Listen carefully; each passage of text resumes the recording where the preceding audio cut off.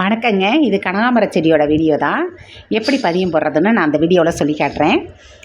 எனக்கு கனகாம்பர பூ ரொம்ப பிடிக்குங்க. நான் மதுக்கூர் போனப்போ ஒரு செடி 25 ரூபான்னு சந்தையில் விற்றுச்சு. செவ்வாய்க்கிழமை சந்தையில் வாங்கிட்டு வந்தேன். வாங்கிட்டு வந்து 2 செடி ஊன்னேன். அதில் பூவில் பறிக்காமல் இருக்கையில் விதைகள் வந்துருந்துச்சு. அதில் பறிச்சிட்டு வந்து தான் அந்த விதை பாருங்கள். விதையை வந்து உடச்சோடனே இந்த நியூஸ் பேப்பரில் காட்டியிருக்கேன். ஒரு இதுக்கு 2 விதைங்க இருந்துச்சு, 1 இருந்துச்சு.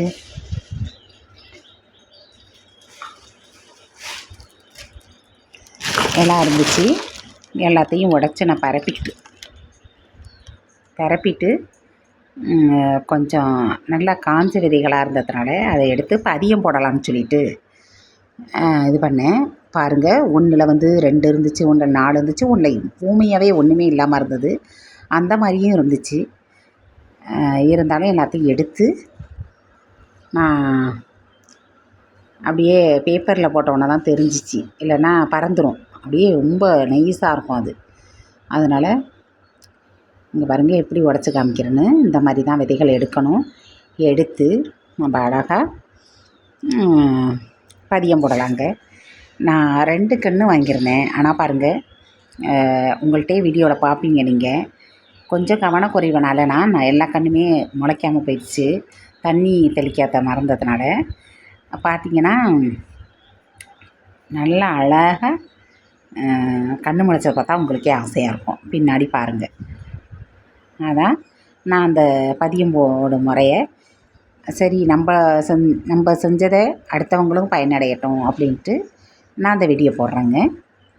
பாருங்கள், நீங்கள் பார்த்து நீங்களும் இதே மாதிரி கனகாம்பர செடி வச்சு விதைகளை எடுத்து இப்படி பதியம் போடுங்க. பூச்செடி வாங்கிட்டு வந்த தொட்டி சின்ன டப்பாக இருந்துச்சுங்க. அதிலே உங்கள்கிட்ட போட்டு காமிக்கலான்னு சொல்லிட்டு அதை எடுத்துக்கிட்டேன். அதில் மணலும் எருவும் நம்ம வீட்டில் மாடெல்லாம் இருக்கு இல்லையா, அதையும் கலந்துக்கிட்டு அப்படியே நல்லா மண்ணெல்லாம் நல்லா உடச்சி விட்டு அதில் கொட்டிக்கிட்டேங்க. நல்லா கட்டிகள் இருக்கக்கூடாது, கண் வெளியே வராது. அதனால் நல்லா உதிரியாக உடச்சி விட்டுக்குங்க.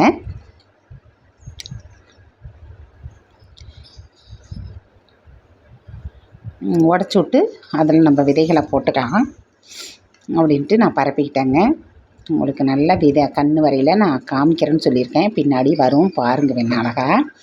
இப்போ அதில் அந்த விதைகளை அள்ளி அதில் போட்டேன். அதாவது பார்க்கையில் நிறைய நெருக்கம் இருந்தது மாதிரி இருந்துச்சு. அப்புறம் நான் கொஞ்சம் அமுக்கிட்டு கொஞ்சம் விதைகளை கொண்ட கண்ணுக்கு கீழே போட்டேன்.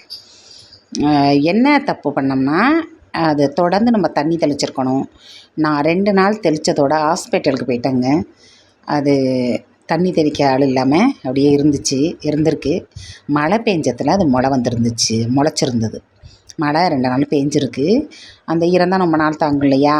அப்புறம் நான் வந்தோடனே பார்த்தோன்னே எல்லா கன்றுமே முளைக்காமல், அதான் தண்ணி ஊற்றாமல் ஏதோ ஆயிடுச்சு. அப்புறம் சுமாராக ஒரு 10 கன்றுக்கு 12 கன்றுக்கு முளைச்சிருந்துச்சு.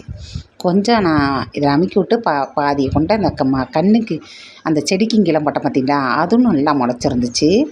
அதையும் நான் பின்னாடி காமிச்சிருப்பேன் பாருங்கள்.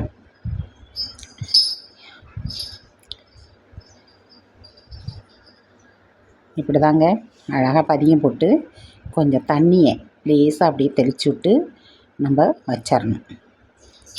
வச்சிட்டோம்னா அழகாக அது தானாக அது முளைச்சிரும்.